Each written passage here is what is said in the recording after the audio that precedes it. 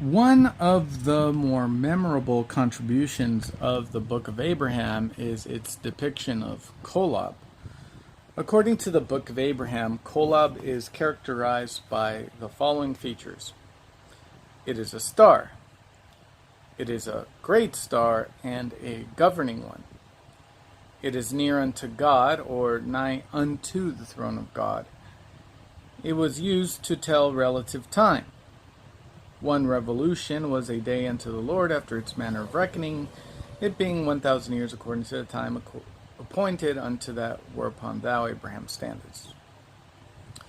It signified the first creation, nearest to celestial or the residence of God, first in government, the last pertaining to the measurement of time.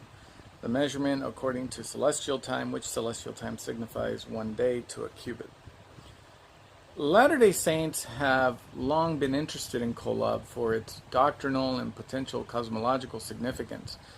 The opening words to the beloved Latter-day Saint hymn, If You Could Hie to Kolob, written by W. W. Phelps, was of course inspired by Kolob in the Book of Abraham.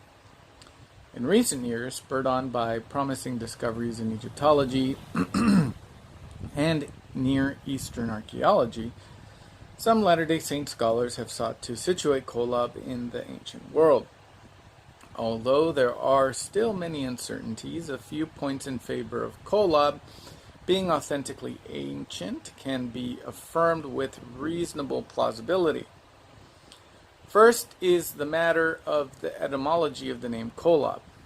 One of the more common proposals is that the name derives from the Semitic root QLB, meaning heart, center, middle, and is thus related to the root QRB, meaning to be near, close.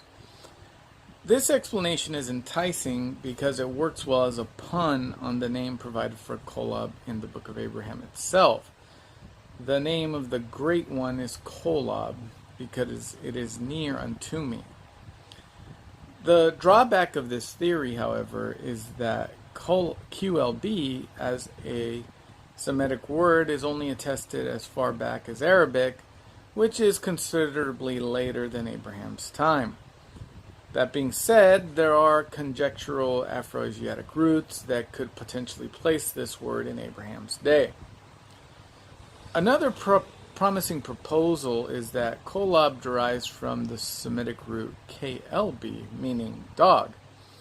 This theory has been circulating since at least the early 20th century when a non-Latter-day Saint named James E. Homans, writing under the pseudonym R.C. Webb, postulated this idea in 1913. This in turn has prompted some to identify Kolob with Sirius, the dog star, known as Sopdet or Sothis in Greek, in ancient Egypt. Sirius held both mythological as well as calendrical significance to the ancient Egyptians. Usually associated with the goddess Isis or Hathor, the star Sirius had a special role because its heliacal rising coincided with the ideal Egyptian New Year day that was linked with the onset of the Nile inundation. Both Sirius and Kolob share a number of overlapping characteristics, including both are associated with the throne of God, both are recognized as the greatest, probably meaning brightest of the stars, both are depicted as governing other stars, both are associated with creation, both are significant in measuring time.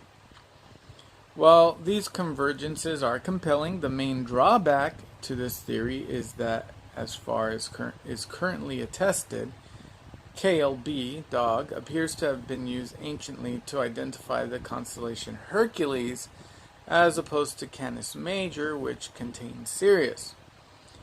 However, by the Greco-Roman period of Egyptian history, the period that the Joseph Smith papyri and facsimiles date to, there is evidence that Sirius, Isis Sothis, was represented as a large dog, and it is possible that this representation predates Abraham's day, although this point is disputed among Egyptologists. At this point, the identification of Kolob as Sirius is promising but remains unproven.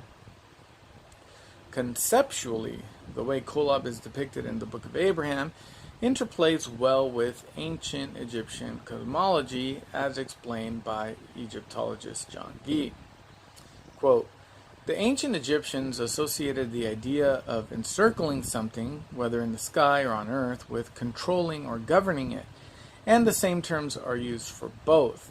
Thus, the Book of Abraham notes that there shall be the reckoning of the time of one planet above another until thou come nigh unto Kolob, which Kolob is set nigh unto the throne of God to govern all those things which belong to the same order as that upon which thou standest. The Egyptians had a similar notion in which the sun, Ra, was not really only a god, but the head of all the gods and ruled over everything that he encircled. Abraham's astronomy sets the sun, that which is to rule the day, as greater than the moon, but less than Kolob, which governs the sun. Thus, in the astronomy of the Book of Abraham, Kolob, which is the nearest star to God, revolves around and thus encircles or controls the sun, which is the head of the Egyptian pantheon. End of quote. While questions about the identification of Kolob still remain, there are some very tantalizing pieces of evidence that, when brought together, reinforce the antiquity of this astronomical concept unique to the Book of Abraham. Now, if you want the sources to all this stuff, check the link in the description below. It has the original article and it's works cited.